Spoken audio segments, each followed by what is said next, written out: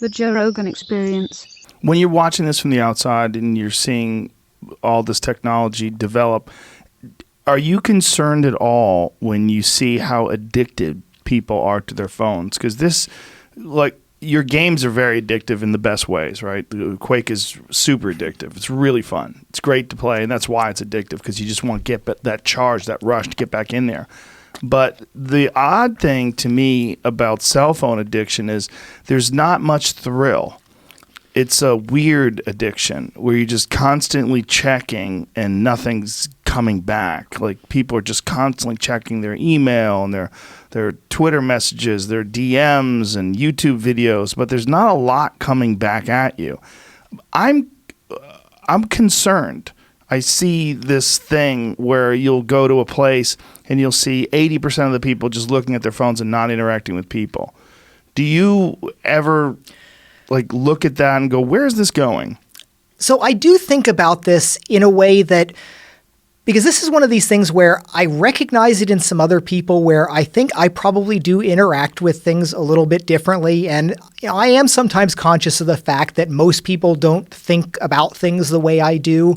And it's clear that, yes, a lot of people just they get rage out of Twitter, and I can see in some people it's probably bad for them doing some of these social media things.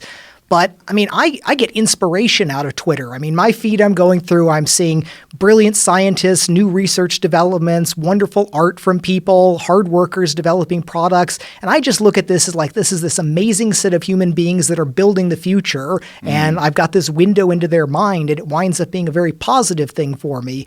But I do see the people that just wind up having that it is a negative aspect for them. And I don't know what to do about that, because I mean, talking about people issues are obviously not my strong suit. I'm the nuts and bolts or bits and bytes technology person. And social challenges, I mean, that's one of the things that probably over decades, I've just come to be more at peace with the fact that I probably do think a bit differently than most people. I don't expect them to think necessarily like I do. And in many ways, that keeps me from being upset at a lot of people and just say, well, people are different. They're not going to process these things the same way that I do. But yeah, I can see it as potentially a problem. But I do think also there's this ability for people to people always want to say, it's okay, put down your phone. Why aren't you living in the real world? And there's another aspect of that where for many people, the world that you get in the virtual world, whether it's on your phone or all the way to VR, the whole reason you do that should be because it's better than the world that you're choosing to step away from. And again, it's harder for many people that are in an elite thought leader position. If your life is awesome in every way, then yeah, you don't need that much from the virtual world, whether it's on a cell phone or virtual reality. I mean, if you've been, courtside, backstage, pit lane, whatever, if you've done all of these things in real life, the VR version of it is not going to be that compelling. And if you saw people, fixated on all of that, you'd probably think those people are not living in reality. They should just be living in reality.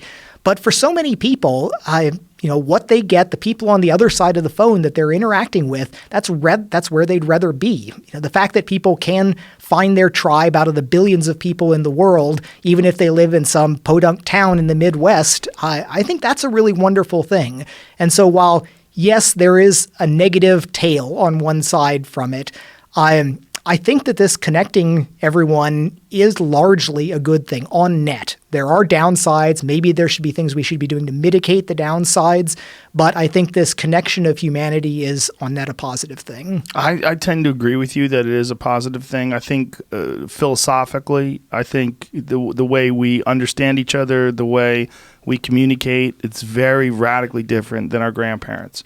And all of it seems to be moving in a place where we understand each other better. And you're going to have your side effects like Twitter rage and social media bias and, these confirmation bias groups where people just they sit in these echo chambers and reiterate the same ideas over and over again in each other. And you're also going to get people that are understanding cultures, understanding each other, understanding psychology, understanding the way the mind works, and getting access to information at a rate that's unprecedented in terms of the knowledge that you can get, like just being able to Google things. I mean, yeah, and it's and nobody can actually give them credit for it. When like Mark Zuckerberg and the Facebook leadership, they talk about the mission is to connect the world. And, of course, it's like, oh, okay, of course the Facebook CEO is going to be mouthing these things. But like, I really legitimately do think that the Facebook leadership is doing this because they think that's a positive thing. And I agree with them. Now, I'm not a very social person. I'm an introvert. I'm a hermit mode sort of person so much of the time.